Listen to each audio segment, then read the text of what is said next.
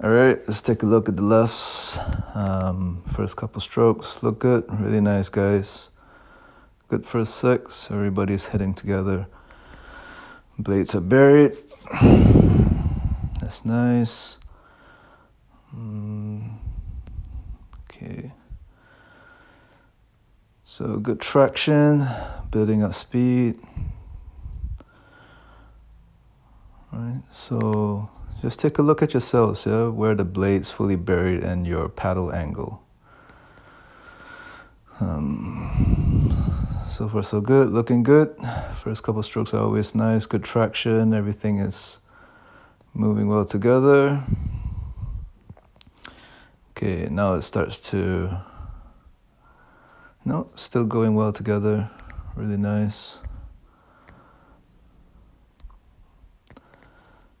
Okay, all right, so now it starts to break down just a little bit, right? See 3 and 4, Mary and Tammy, right? So just need a little bit more water time, right? The reason why,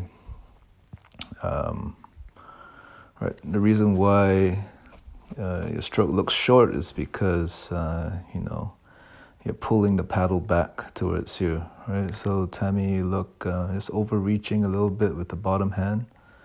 You got to try put your weight on the paddle and keep it stuck into the water. Otherwise, you're just otherwise the paddle's always slipping back towards your seat, right? So you gotta take that leap of faith, and this goes for everybody, right? You gotta take that leap of faith, put your weight on top of the water, and let the blade support your weight, right? You gotta put more weight on it, and to keep it there. Because what happens is that you start to pull back with the bottom hand, right? Your bottom arm pulls back and you miss the catch, it slips back, and then you end up rushing the recovery with your bottom arm.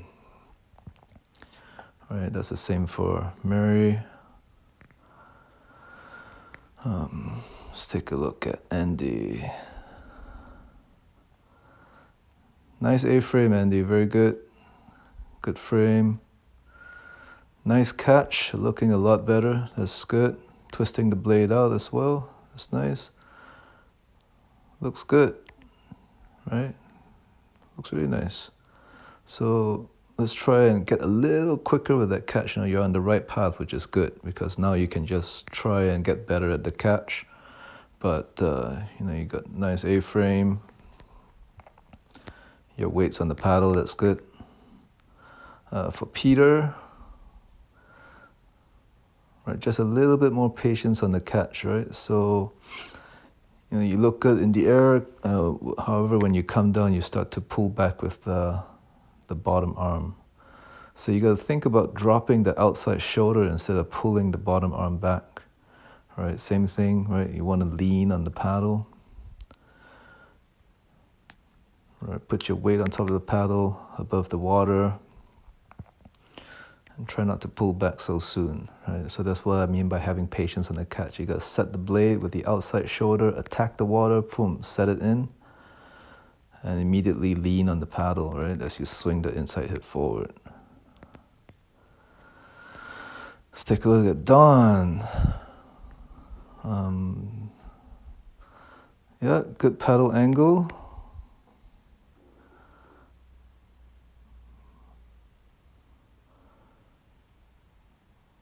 Right. Same, similar to Peter, right? You just gotta get down in it a little sooner. Right, from your exit, you gotta anticipate entering the water, right? You're setting yourself up for the catch, right? You gotta get that shoulder into the water.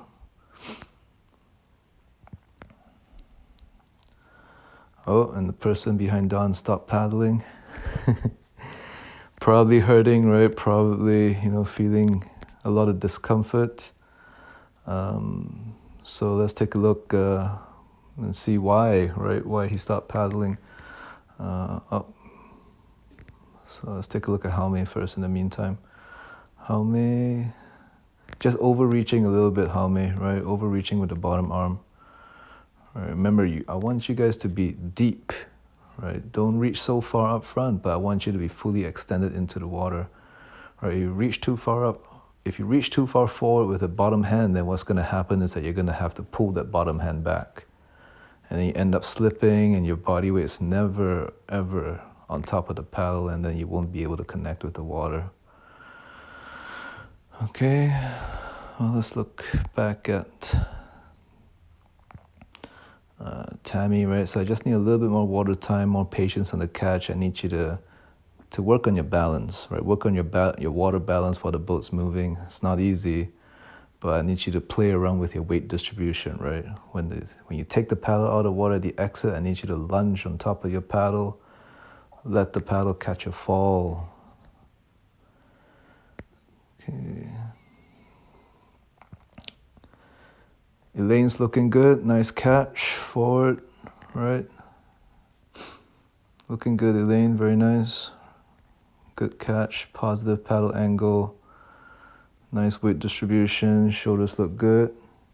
Right, just see if you can get deeper a little quicker. Right, you got to catch that water. Right, it gets a lot harder to catch when the boat's moving. But really nice. Looking good. Okay, let's take a look at seat 8 again on the left. Let's see why he stopped paddling.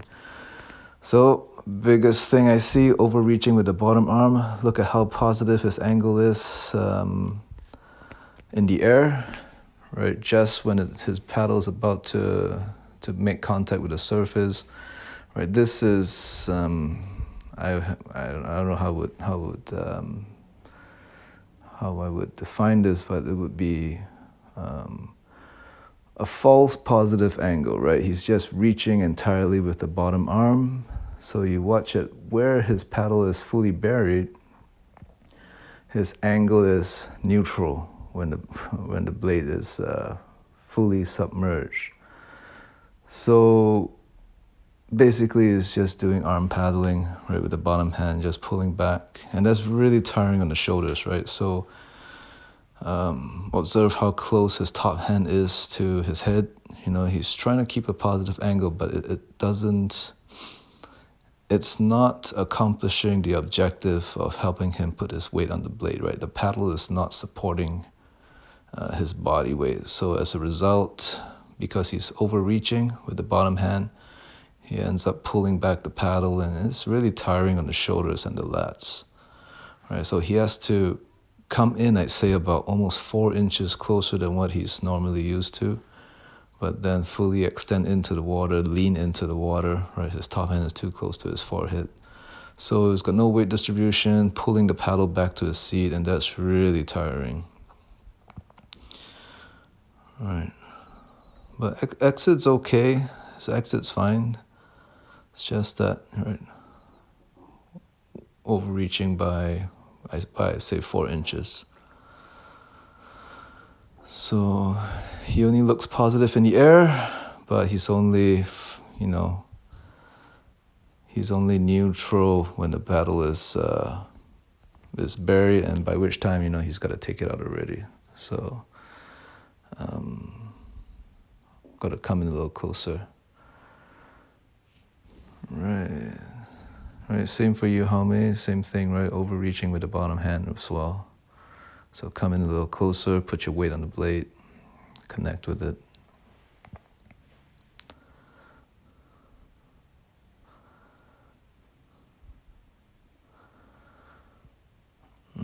Let's take a look. Carry.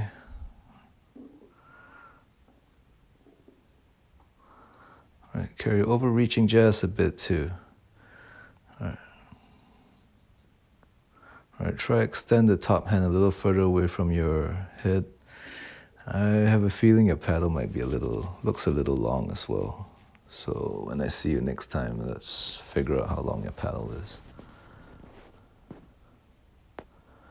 Right, because you look like you're really struggling with the exit, right? You really have to lift it up. Your shoulder and elbow are almost at the same height, right, when you take the paddle out. So you got to try make sure the elbow is lower than the shoulder at the exit.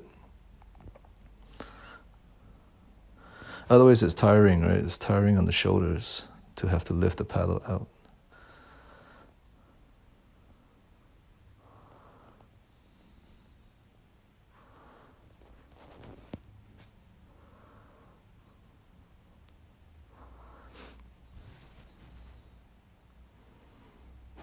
But it's looking okay, you know, it's just, you know, seat 3 and 4, timing's a bit off now.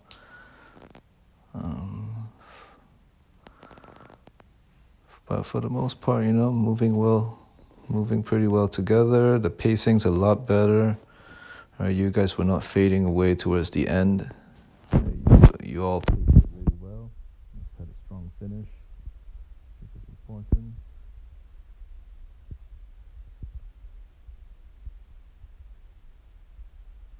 Super for Debbie.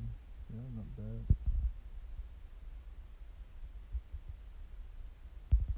And so try getting a little quicker before we bury that paddle, Debbie. Yeah, that's alright. Not bad. Try get down on it. Can't really sorry for overreaching from this angle, but it's okay. Leave it. Quite connected.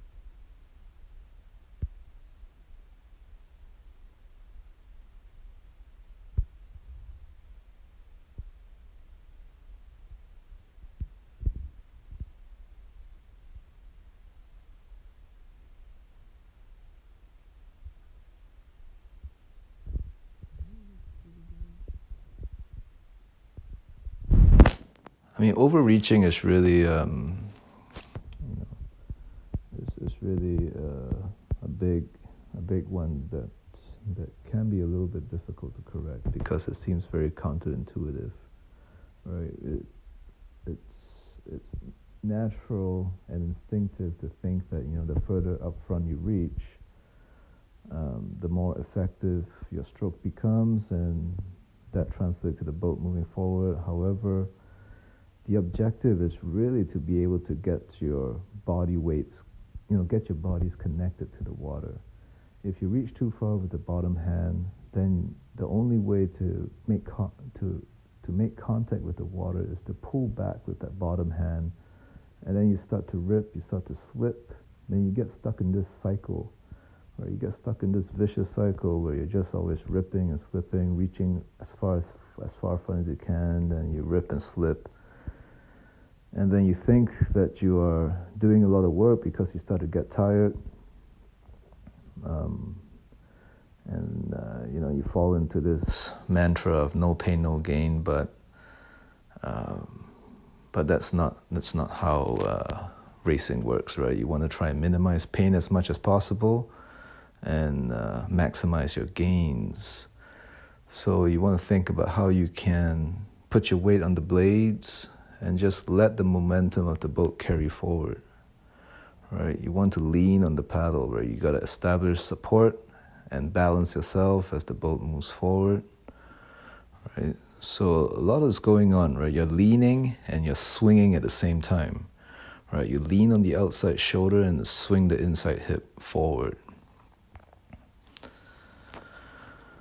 right? So that happens with, you know, by rotating the inside hip back, making sure the top shoulder is low, it comes around, set the blade with the outside shoulder, make sure it's buried at a positive angle, lean on it, and then swing the inside hip forward, right? Having patience on that catch. Okay, anyway, good practice, good video, and see you soon. Bye.